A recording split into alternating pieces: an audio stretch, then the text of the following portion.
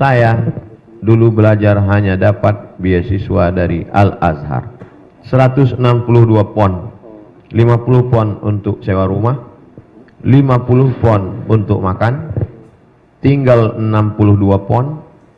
Disitulah semua ongkos taksi, ongkos bis, beli diktat dan lain sebagainya. Saya ceritakan ini supaya kita ada perbandingan. Karena kalau tidak saya ceritakan begini, nanti adik-adik merasa paling sulit, paling susah, paling payah. Khawatir saya nanti kalian pergi ke tepi sungai Nil.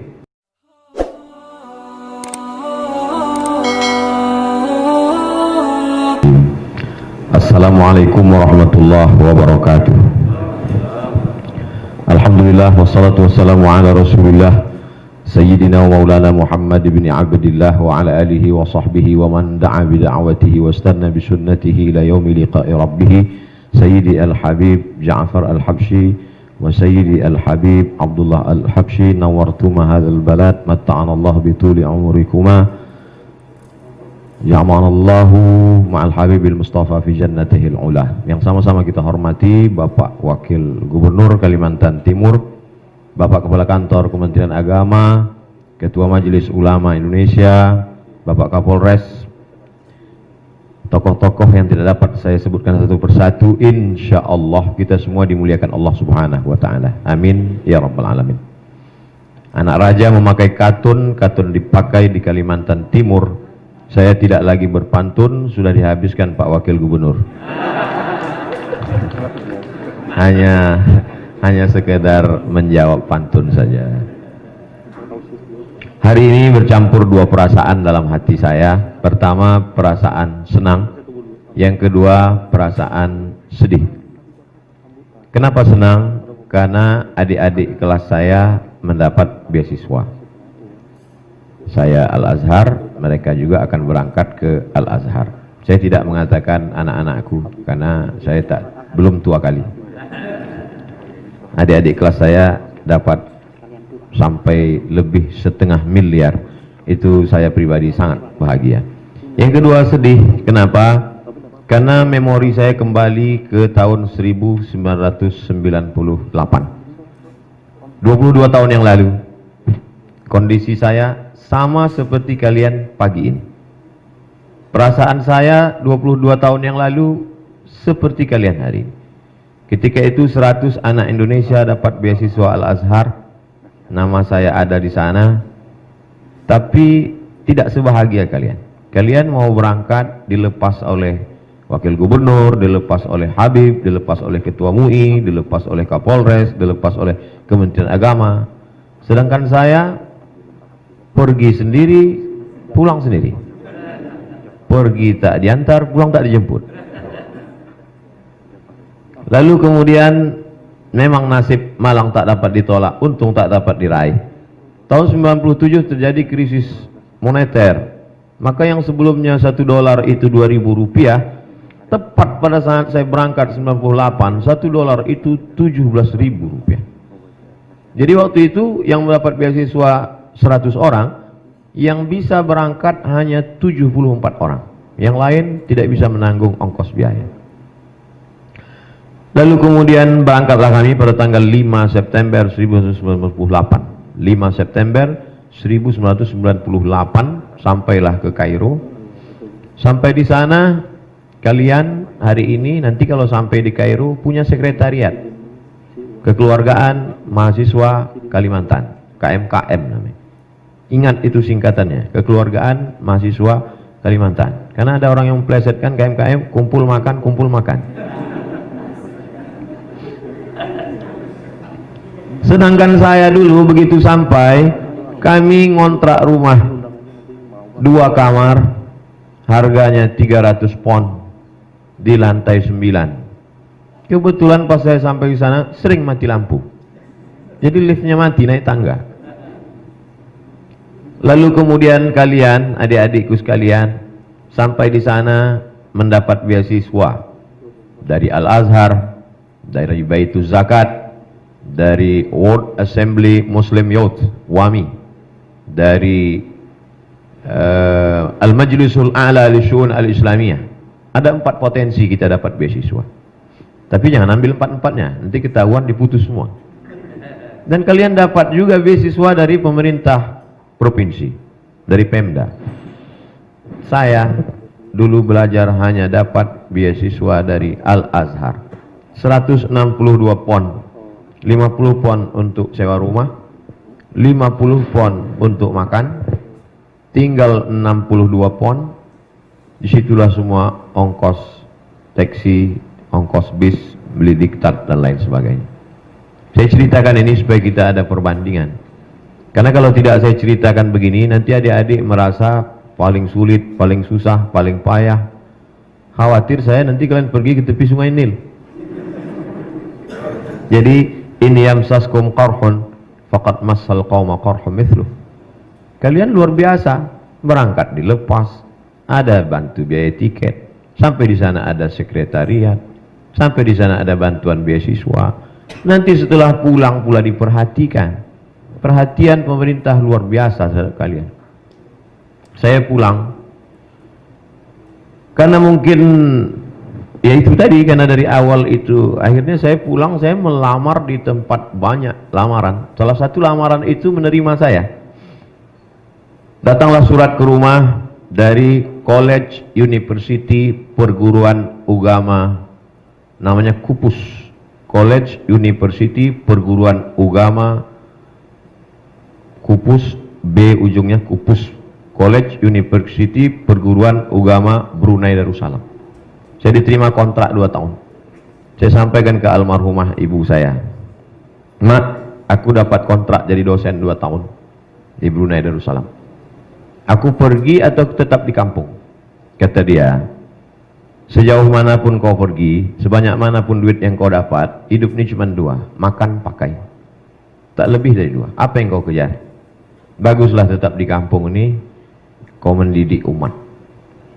Jadi maksud saya, adik-adik yang sudah dilepas, dibiayai, ada sekretariat, disediakan beasiswa, jangan nanti baliknya ke kampung orang lain. Andai saya pergi ke kampung orang lain, nggak salah, karena memang saya nggak dibiayai. Tapi kalau sampai kalian pergi ke kampung orang lain, dosanya 2 kali lipat. Satu provinsi menyumpah kalian. Nanti pulang, sebesar apapun tawaran di tempat lain, ingatlah cakap saya ini.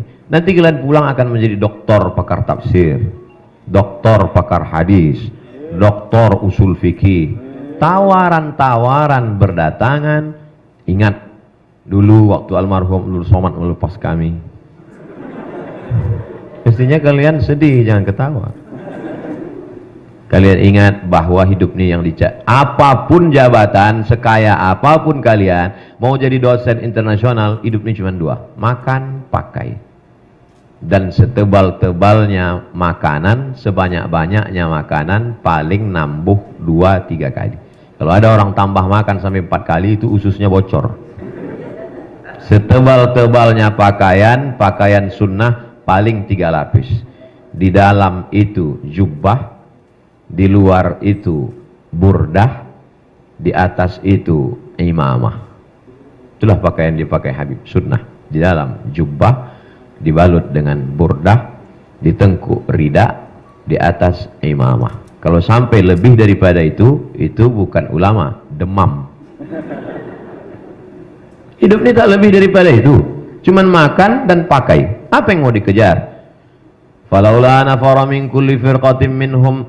Oh, jadi Ustadz tidak didapat ongkos, tidak dapat beasiswa itu Ustadz marah? Enggak, saya tak marah, saya husnuzon. Mungkin mereka tidak kasih saya karena mereka anggap saya kaya. Nama saya kan Abdul Somad Batubara. Semua batubara di Kalimantan Timur ini saya yang punya. Andailah mereka kasih dulu saya beasiswa, mungkin saya nggak jadi selesai kuliah, karena saya sibuk pacaran di Kairo. Duit banyak kan? 4 tahun saya di Mesir, nggak pernah pacaran. Kenapa? Karena perempuan nggak mau sama orang nggak punya duit. Saya lebih serius belajar. Saya selesaikan, masuk saya ke Al-Azhar bulan September 98.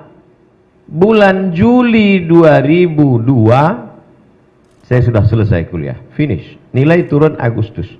Jadi saya selesaikan S1 saya 3 tahun 10 bulan selesai. Jadi saya tak mau nanti adik-adik udah berapa tahun di Mesir. Cepat selesai. Kalau sanggup Al-Azhar terus. Saya tak sanggup di Al-Azhar. Maka saya pergi ke Maroko, setelah itu saya ke Sudan. Tapi kemudian ada orientasi, ada cita-cita. Kata orang yang tidak bertuhan, gantungkan cita-citamu, alam akan membantu. Karena mereka tak percaya kepada Tuhan. Kata dia, alam akan membantu. Orang ateis itu. Tapi kita sebagai orang beriman, gantungkan harapanmu, Allah akan menolong. Maka dari sekarang, saya kemarin dapat kiriman foto kamar saya dari kawan saya.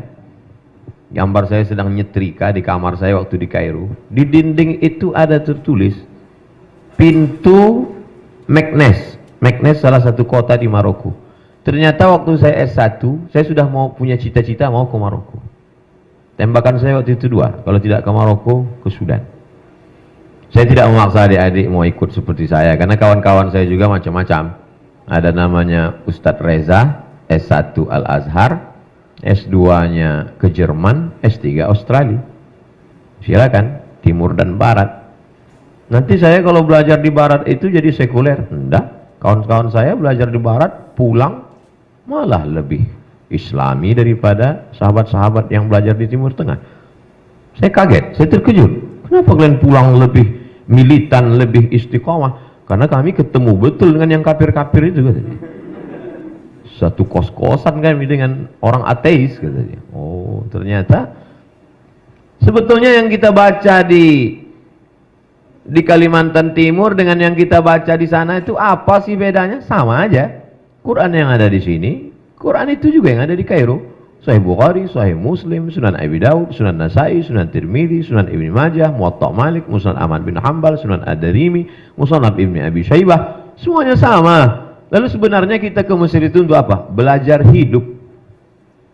Di sana adik-adik nanti akan ketemu semua orang. Ihbitu Misra, fa innalakum ma sa'altum. Di sana kalian akan ketemu dari mulai Musa sampai Fir'aun. Saya sarankan ke adik-adik nanti memang temui betul Fir'aun itu di sana. Tempatnya di samping Sungai Nil. Gedung tempat tinggal dia, dindingnya warna batu bata. Namanya Tahrir Square. Masuklah ke dalam. Walaupun dia sudah mati, tempatnya tetap di atas. Saya sampai ke sana, masuk saya ke tempat Fir'aun, bergetar jantung saya pas mau masuk. Tiketnya mahal.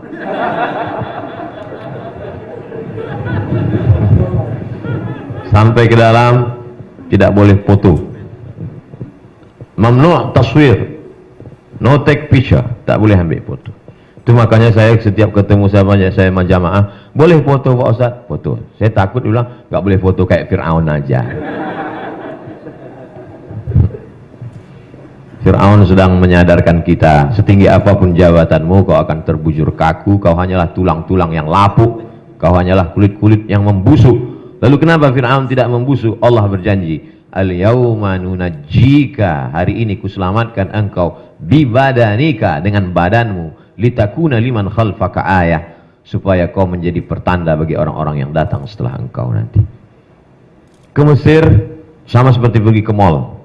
Kalau kita mau pergi ke mall, mesti kita tetapkan target, saya pulang bawa apa. Kalau mau ke mall itu cari buku, kebetulan ada toko buku dalam mall, fokus dapat buku, pulang.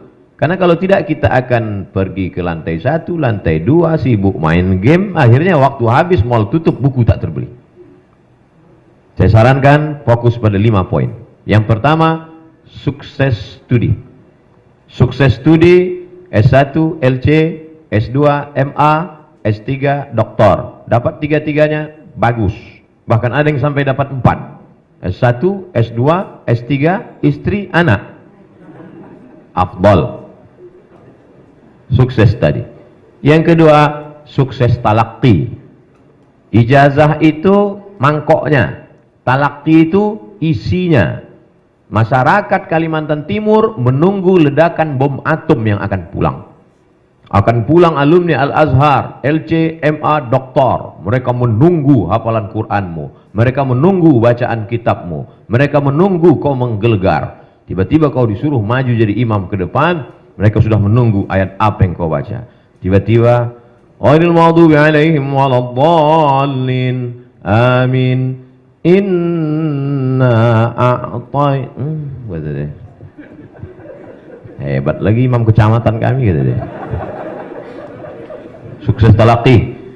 Kalau di sini kau sudah talaqi baca Quran qiraat Hafs an Asim, talaqi qiraat Warsh, talaqi qiraat Qumbul, talaqi qiraat Ibnu Katsir, banyak qiraat.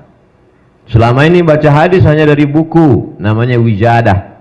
Maka mulailah engkau pakai sama, simak, mendengar langsung. Sampai kau bisa meriwayatkannya haddatsana wa akhbarana wa amba'ana. Qala al-Imam Syafi'i, Imam Syafi'i berkata, "Ila qara'a 'alaika faqul haddatsana wa idza qara'ta 'alaihi faqul akhbarana." Kalau engkau yang membacakan hadis itu, maka saat meriwayatkannya kau katakan akhbarana.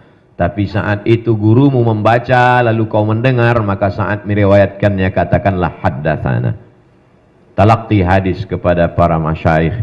Di sana ada Syekh Muhammad Abu Hashim, murid Sayyid Muhammad Alawi bin Abbas Al-Hasani Al-Maliki. Di sana ada Syekh Ali Jum'ah. Ada sanad dari belahan barat Syekh Abdullah bin Siddiq Al-Ghumari. Ada sanad dari belahan timur Syekh Yasin Al-Fadani. Kedua sanad ini bertemu dalam kepala Syekh Ali Jum'ah. Syekh Abdullah bin Siddiq Al-Ghumari menulis satu kitab sirah zatiyah, biografi dia. Ditulisnya di situ, min talamidhi, di antara murid-muridku adalah Syekh Ali Jum'at kana karimal khuluqi. Ali Jum'ah adalah muridku dan akhlakul karimahnya luar biasa. Talaqi dengan mereka. Datanglah Syekh Albani mengatakan hadza haditsun dhaif, hadza haditsun dhaif, hadza haditsun dhaif. Datang Syekh Mahmud Said Mamduh, apa kata beliau? Bal sahih bijami'i syawahidihi wa mutaba'atihi. Ternyata Syekh Albani baru membaca satu tarik jalur lalu dia hukumkan hadis itu dhaif. Sementara hadis itu ada syawahid dan mutaba'atnya. Irtaqat darajatuhu ila haditsil hasan. Derajatnya bisa naik kepada hadis hasan. Maka dibahaslah itu oleh Syekh Mahmud Said Mamduh dalam kitab At-Ta'rif bi Awhami man qassama sunan baina sahih wa dhaif. 7 jilid. Orang yang masih hidup di Mesir. Maka talaqi. Bulan Juli habis ujian, Agustus, September, 3 bulan libur, habiskan waktu untuk talaqi. Pasang target. Libur semester 1, khatam Sahih Bukhari, Sahih Muslim. Libur semester 2, khatam kitab ini. Saya tak ingin mendengar gimana kabar anak-anak Kalimantan Timur di Kairo waktu Juli Agustus. Alhamdulillah Ustaz, dapat tiket pulang semua. Sukses studi LCMA doktor. Sukses talaqi. Nanti kalau kalian talaqi berijazah, nanti pulang ke Samarinda kalian pede untuk buka majelis. Majelis apa yang ada di sana? Majelis Arba'in Nawawi. Sanadmu bersambung kepada Imam Nawawi. Majelis apa di sana? Majelis Bulughul Maram. Sanadmu bersambung kepada Al-Hafiz Ibnu Hajar Al-Asqalani. Sanad kita apa? Di sana mengkaji tentang At-Targhib wa Tarhib. Sanadmu bersambung kepada Al-Hafiz Al-Munziri. Di sana apa? Di sana Al-Adhkar. Sanadmu bersambung kepada Imam An-Nawawi. Dengan itu ada ikatan emosional, melanjutkan tradisi ulama Ahlus Sunnah wal Jamaah. Yang ketiga, sukses metodologi. Metodologi pengajaran bahasa Arab untuk orang non-Arab. Karena nanti ketika kita pulang ke kampung halaman, kita diminta ke kampus untuk ngajar bahasa Arab. Sedangkan kita dari Fakultas Usuluddin, Fakultas Syariah. Kita tidak bidang kita bahasa Arab. Apalagi mengajarkan bahasa Arab. Itu ada metode caranya. Dan di sana ada itu. Ambil kursus pengajaran metodologi. Metodologi tahfiz Quran. Macam-macam metode ada di Kairo. Karena nanti setelah pulang kita akan buka rumah Quran, TK Quran, SD Quran, SMP Quran, SMA Quran. Bagaimana kita mau mengajarkan? Memang kita di Al-Azhar diwajibkan ngapal Quran. 1 tahun 2 juz kami dulu. Tapi nanti cara menghafalnya, cara membuat anak-anak menjadi hafal, kita tak punya metodenya. Pelajari itu, ada metode tabarok, macam-macam metode yang terkenal. Jangan sampai ketika kita pulang, kita tak membawa apa-apa. Yang kita bawa cuma tokmiyah bil bait. Yang keempat, sukses organisasi. Aktif nanti di PPMI, Persatuan Pelajar Mahasiswa Indonesia, aktif nanti di PCNU, aktif di Muhammadiyah, aktif di KMKM, aktif di lembaga kajian tafsir, kajian fikih, usul fikih. Untuk apa? Supaya terbiasa berorganisasi. Mana tahu nanti pulang jadi ustadz, tiba-tiba dicalonkan orang jadi presiden. Jadi kita udah tidak gagap lagi secara organisasi. Mana tahu pulang nanti tiba-tiba bisa jadi anggota legislatif. Kita bagi-bagi peran. Tidak selamanya dakwah ini selesai hanya dengan ceramah. Buktinya dengan ceramah, mari kita tolong Timur Tengah, mari kita bantu mahasiswa yang mau ke Mesir. Nggak selesai. Tapi dengan kekuasaan, nggak perlu ceramah, tanda tangan, keluar 0,5 miliar. Itu baru satu tanda tangan, kalau sampai 3 kali. Sukses studi, sukses talaqi, sukses metodologi, sukses organisasi, yang terakhir adalah sukses komunikasi. Tak ada gunanya banyak ilmu tapi komunikasimu jelek. Apa kata orang? Aku salut dengan dia itu. S1, S2, S3 Azhar, hafal Quran, tapi sombongnya minta ampun. Cukuplah sekali jumpa sama dia, mau muntah aku nih mukanya. Komunikasi kita mesti baik. Belajar. Alhamdulillah nanti adik-adik selama di sana ketemu dengan semua orang. Jumpa orang Aceh, jumpa orang Jawa, jumpa orang Sunda, jumpa orang Makassar, jumpa orang Banjar, tak usah ke sana, sini banyak. Jumpa dengan orang Melayu dengan berbagai macam karakternya. Ada anak-anak KPMJB, Kekeluargaan Masyarakat Jawa Barat, orangnya lembut-lembut sampai nggak kedengaran suaranya. Apa kabar? Ketemu pula sama orang Medan. Bertamulah orang Jawa ke rumah orang Medan. Udah siap dia masak, kata orang Medan, makan. Terkejutlah semua orang Jawa. Saya yang menjelaskan. Saya bilang tuh mereka bukan marah, memang suaranya begitu karena di sana angin kencang. Jumpa sama kawan-kawan kita dari Makassar. Tapi nanti setelah pulang itu akan menjadi keindahan yang luar biasa. 22 tahun perjalanan, hari ini saya keliling. Alhamdulillah, dari mulai Aceh sampai wilayah timur Indonesia, semua yang mengatur jadwal saya itu semuanya adalah kembali ke sahabat-sahabat alumni Al-Azhar. Di dunia kita bersahabat, di dunia kita berteman, di akhirat kita akan bertetangga bersama Nabi Muhammad sallallahu alaihi wasallam. Rasanya nasihat cukuplah sudah. Adapun nanti bagaimana pulang, kami pun dulu tak tahu, tak pernah terpikir pulang akan jadi apa. Yang kami pikirkan dulu gimana supaya hafalan Quran dengan kitab ini selesai ujian, beasiswa tak putus. Karena kalau sampai tidak naik tingkat 3 kali DO, kalau sudah DO beasiswa putus, tiket pulang tidak dapat, siap-siap membuat rakit dari Sungai Nil ke Sungai Siak. Ketakutan.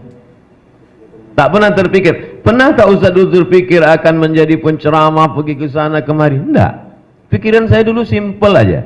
Pulang ke kampung, cari tanah, buka kolam ikan, tanam berkebun, buat pengajian, ngajar ngaji, itu simpel saja. Tak pernah terpikir macam-macam. Iyamsaskallahu bidurrin fala kashifa lahu iyyah. Wa yuridka bi khairin fala radda li fadlih. Yusibu bihi man yasha. Balikkan kepada Allah Subhanahu wa taala. Setelah kita berusaha, bantuan stimulan beasiswa Kaltim dan bantuan biaya transport 550 miliar. Kok Ustaz ingat? Itu saya baca. Ada lomba debat seluruh orang-orang di dunia ini. Diadakan Qatar debat di Qatar, Doha. Tiba-tiba yang juara debat itu bukan orang Mesir. Yang juara debat itu orang dari Kalimantan Timur. Artinya apa? Prestasi. Jadi kalian cetaklah karena prestasinya, maka negeri ini akan, saya yakin dan percaya, Indonesia akan tetap menjadi baldatun thayyibatun wa rabbun ghafur. Saya kira itu yang dapat saya sampaikan. Terima kasih atas segala perhatian. Mohon maaf atas segala kesilapan dan kekhilafan. Aqulu qawli hadza astaghfirullah li wa lakum wa li sairil muslimin wal muslimat. Wassalamualaikum warahmatullahi wabarakatuh.